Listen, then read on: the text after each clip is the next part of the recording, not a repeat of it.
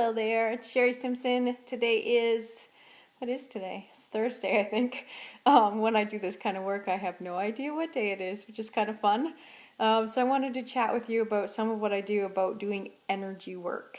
And so I know many people call themselves an energy healer, and I have never really loved that term because, hi Andrea, I've never really loved the term energy healing because I don't feel like I do the healing. I feel like I connect with other people and teach you how to heal you. So energy healing or being an energy healer has never worked for me. But I do energy work.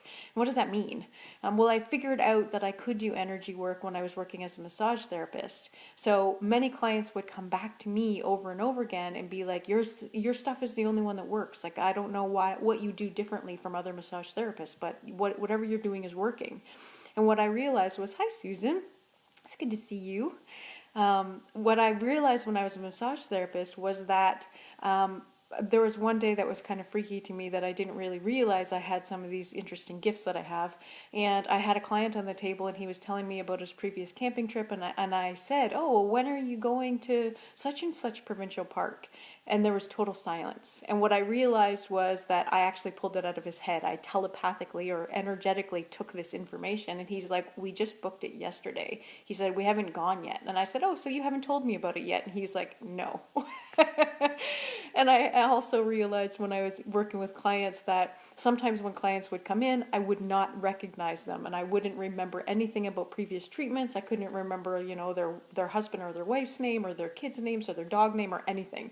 And then about 5 minutes into the treatment, I would end up getting into my zone, and it was as though I was using my clients as a filing cabinet, and I ended up almost like energetically going into their record of storage, and I could access, oh, the last time I saw you this happened, and the last time I saw you this happened, and the last time I saw you this happened, and how's your wife, and how's your dog, and how's hockey, and whatever. And I just had all of this access to the information. So that's when I realized that I could energetically connect with people. So what I've done from there on is I've accessed the Akashic Records, and that is the book of life, which is the soul book, which is if you believe that you're a soul in this human body having an experience right now, you've been in other bodies, in other galaxies, on other planets, and all over the place. Hi, Jennifer, good to see you.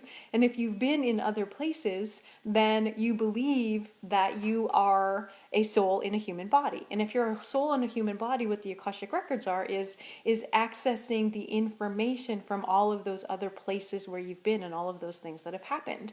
And so I end up helping people to tap into where are they stuck in this life. And so it's interesting because many people have all of these things that they've done in past lives that they've decided to carry forward, or they've decided to carry things forward from their ancestry, and they don't really understand it because in this life it doesn't make logical sense.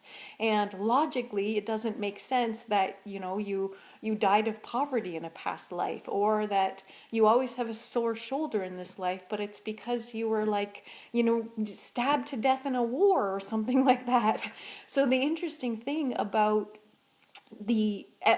energy and the energy field is that we can actually release things through the energetic bodies, and then it actually can acclimate to us, and then we release them here in the physical. And what happens is it shifts huge for some people. It's amazing. So I believe that we have 4 different bodies, and we have a physical body, which I'm sure you are aware of. You have a mental body, and so when you think things, you know that you can't actually touch them. They're around you, but you can't actually touch a thought. They're in the mental body because that's where you think them. And then you have emotions, which are sort of different than thoughts, right? They feel different. Those are in your emotional body. And then you have a spiritual body outside of that. And so what happens when we are accessing information from past lives or from ancestry, or even from where we stored things when we were like 3 or 2 or 1 or in the womb in this lifetime, is that we're actually accessing them on sort of a different energetic level. And that's kind of where the Akashic Records are. They start in like the 5th dimension, and it's a different dimension, but it's a different energy body that we have access to in this life. So what I do with people is I connect in to help them connect into their higher selves. So if you're always thinking logically, or you're always thinking from a place of what is going to keep me safe, what is going to keep me safe in this lifetime, then you're tapping into your subconscious, and you're tapping into like your ego self and your human self. But if you want to expand and grow and get out of your comfort zone in this lifetime, then you have to be able to tap into something that's bigger and greater. And you can become the bigger and greater once you shift some of these things that are keeping you stuck. So I like to do the energy work with people by teaching people how to get yes and no answers from themselves. So if you're getting a yes and no answer, then it's as though your higher self, you're calling in your higher self to answer, rather than allowing your subconscious, which was actually created between the ages of 2 and 7. So you don't want your subconscious mind to answer unless you want your 7-year-old to answer, unless you've been doing a lot of healing work in this lifetime already, and then you've upgraded your self-conscious to be an older adult rather than a 7-year-old. But I teach people how to tap into who they are in their higher selves, and to be able to get yes or no answers from your higher self. And once you're there, then you can get information that's on that different energetic level, and you can say, is the root cause of my back pain from this life? And you can get yes or no answers from that. And you can say, is the root cause of the last 20 pounds that my body does not want to release, is it based in a past life? And you can call in, hi Melissa, so you can call in the yes and no answer. So what I do with people when I'm working in the Akashic Records is look for things that are keeping you stuck, but also to teach you how to move forward yourself, so that you can actually stand into your own personal power. And what happens when we work that way is that you're doing it on an energetic level. And when you do things on an energetic level, they also have to be morphed into the physical in order for you to experience physical changes. So you may have noticed that if you've gone to a massage therapist, or if you've gone to the chiropractor, then you have changes that actually are shifted and your body feels amazing, but you're not maintaining them. And then you have to keep going back and going back and going back. And that's because in your physical life, there are energetic things that haven't shifted. There are things in your subconscious that haven't shifted. There are things in your thoughts and belief patterns that haven't shifted. But there are also things within your physical life that you haven't changed. So for me, when I was diagnosed with an autoimmune disorder about 8 years ago, and it was a Graves' disease of the throat, and I no longer associate with it. And what happened was that I was not speaking my truth, and I was doing things for everyone else and never for myself, so I was never putting myself first. I literally was experiencing my life as though I lived in the basement and the rest of the planet was all on the first and second and third floors. And it was sort of an interesting concept once I realized what I was doing. I was putting myself last, and I was allowing this mean soccer coach on my shoulder to be talking all of the time and putting myself down and raising everyone else up and raising everyone else up. And I love raising other people up, but I need to raise myself up, and so do you, in order to be able to be at the same level as the rest of the planet. And so when you're at that new level, then you can have the shifts.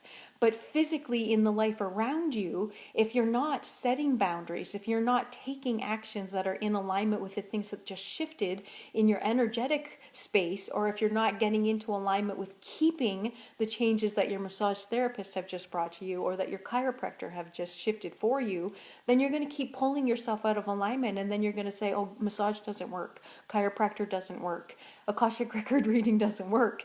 And it's because you actually have to stand into your personal power and allow the shifts in energy that the other practitioners and helpers that you've called in to help you have done for you. But you have to step into your personal power in order to maintain that and to change it and to keep the shift. So it's a co-creating that you do with anyone that you work with. So whether you're working with someone like myself who does the Akashic record readings and the past life and the soul guidance, and I also do like card readings and teach people how to tap into their intuition and how to expand their clairs, their claircognizance and their clairvoyance and their clairaudience and their clairsentience, and just tap into how you can listen to your higher self even more, and how do you connect into that. But if you're connecting in with all of those practitioners, but they're fighting fires for you rather than you allowing yourself to to maintain a level of health and a level of wealth and a level of love that is serving you physically, then the stuff that you're doing, the calling in of all the practitioners around you, isn't actually going to maintain a new level for you. You're not creating a new you because you keep going back to how things were in your physical life. So it's very interesting for me when I'm working with people about how to actually, like, the energetic shifts can be amazing, and people can have huge ahas, and they can feel like a weight has been lifted off their shoulder, but you really need to be in a place of alignment and acting at that new level in your physical life in order to maintain it, and then to be able to continue graduating levels and to continue expanding. So it's really amazing, I think, because we're in 11 universal year, that for me the 11 is about, one of the sides is like your human egoic side, and the other side is like your spiritual abundant side. And so you have to be able to connect the 11s together and to walk through the pillars of understanding that you're both.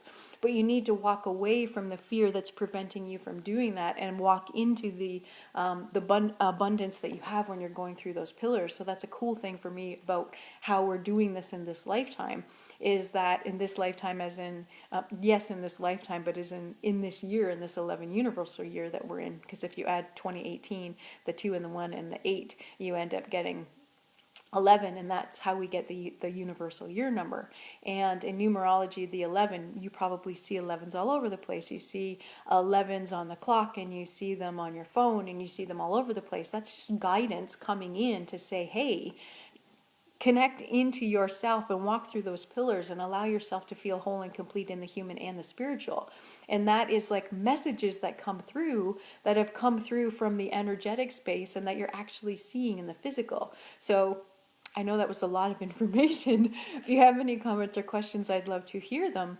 And if you want any kind of shift or energetic change, or if you want to know how to connect into your higher self, and you want to know how to get yes or no answers, and you want to work with me in order to help you to help yourself to shift things from your past lives, and to shift things from your ancestry, and to shift things from your earlier ages in this lifetime, then connect with me and I can teach you how to do that. It's not as hard or as scary as you might think. And as long as you are open to having the ability to heal yourself, then, or having the ability to learn new skills so that you can step into a new place of health is more like the concept.